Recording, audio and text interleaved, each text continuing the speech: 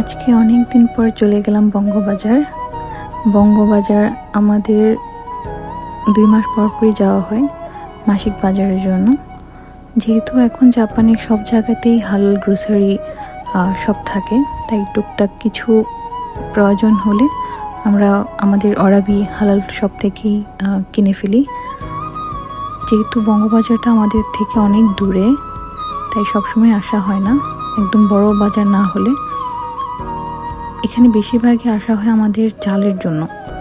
চালটা হচ্ছে জাপানিজ যে চালটা আমরা সবসময় খাই, এটা আমরা বঙ্গবাজার থেকে নিই, অনেক সাশ্রয়ীভাবে পাওয়া যায়, তার জন্য আর কি বঙ্গবাজার আসা হয়। আর এখানে আমি আমাদের জন্য হচ্ছে খেজুর দেখছিলাম, যেহেতু খেজুরটা আমাদের সবসময় খাওয়া হয়। সো আগের বারও আমি অরাবি থেকে একটা খেজুর নিয়েছিলাম, সেই খেজুরটা ভালো করেনি। বঙ্গবাজারের খেজুরগুলি ভালো, আর যেহেতু এখন রোজার মাস, তাই এখন ভালো হওয়ারই কথা, তাই আমাদের জন্য একটা খেজুর নিয়ে নিলাম। আর এই সেকশনগুলিতে হচ্ছে সব ধরনের মশলা, বাংলাদেশের যত ধরনের মশলা সবই এখানে পাওয়া যায়। আমার তেমন মশলার প্রয়োজন হয়নি, আমি আমার যা দরকার ছিল সেটাই নিয়েছি। এখান থেকে আমার সরিষার তেলটা দরকার ছিল, এটা আমি নিয়ে নিয়েছি। আমার সরিষার তেলটা শেষ হয়ে গিয়েছিল। যেহেতু আমি বাংলাদেশ থেকে আসার সময় অনেক মশলা নিয়ে এসেছিলাম, যেটা কিনা আমার প্রায় আরও 1-1.5 বছরের মতো হয়ে যাবে। আমার এই জন্য বেশি গোটা মশলা কিনতে হয় না। দেশের থেকে মশলা অনেক নিয়ে আসাতে আমার জন্য অনেক ভালোই হয়েছে, কারণ এখানে জাপানে অনেক কিছুরই অনেক দাম বেশি লাগে আমার কাছে। আর এই তো এখানে আমি চিড়া নিয়ে নিয়েছিলাম, যেহেতু চিড়াটা পুজোর জন্য নিয়েছি। কখনো উপোস থাকলে তারপরের দিন পালনা করার জন্য হচ্ছে চিড়াটা দরকার হয়। আর এখানে একটা ওটস নিয়ে নিয়েছিলাম সকালে ব্রেকফাস্টের জন্য। এখান থেকে আমার বাসার বেসনটা শেষ হয়ে গেছিলো, এখানে দেখলাম অনেক বেসন আসছে ওদের, তাই একটা বেসন নিয়ে নিলাম।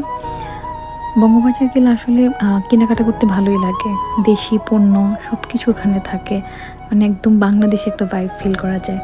আর এই সেকশনটাতে এসে আমার মনটা একদম খারাপ হয়ে গেছিলো এই কাঁঠালগুলি বক্সে দেখে, কারণ বাংলাদেশে এখন হচ্ছে মানে ফলের সিজন। এখন কত রকমের ফল বাংলাদেশে দেখতে পাওয়া যায়, তরমুজ হতে কাঁঠাল, আম, লিচু সব এখন যেই সিজনগুলি আসছে, গ্রীষ্মকালীন যে ফলগুলি এখন বাংলাদেশে দেখতে পাওয়া যাবে। আর এখানে দেখেন লিচু, কাঁঠাল সব বক্সে ভরা, এগুলির দামও অনেক। আমার দেখেও মানে একদম দেশের কথা অনেক মনে পড়ে গিয়েছিল। আর চালের কথা কি বলবো, এই পোলাওয়ের চালও 2-3 মাস আগে আমাদের প্রায় 1700-1800 ইয়েন দিয়ে খেতে হয়েছিল। অনেক সংকট ছিল জাপানে পোলাওয়ের চালের। আর আজকে এত চাল দেখে আমি 3টা নিয়ে নিয়েছিলাম। আর এখানে থাই রাইস, আমরা যে জাপানিজ চালটা খাই ওটা আজকে ছিল না। আর এখানে দেখেন 10 কেজি চালের দাম কত বেশি, জাপানের চালের দাম অনেক বেশি।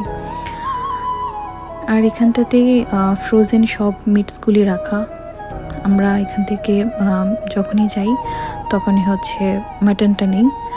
আর আমি বাংলাদেশ থেকে আসার পরে মানে বাংলাদেশি মাছ আমার এত একটা খাওয়া হয় না, যেহেতু ফ্রোজেন থাকে আমার গন্ধ লাগে। তো আজকে অনেকদিন পর পাবদা মাছ খেতে ইচ্ছে করছিল, তো আমি ওকে বলছিলাম, তো পাবদা মাছ নিয়ে নিয়েছে ও।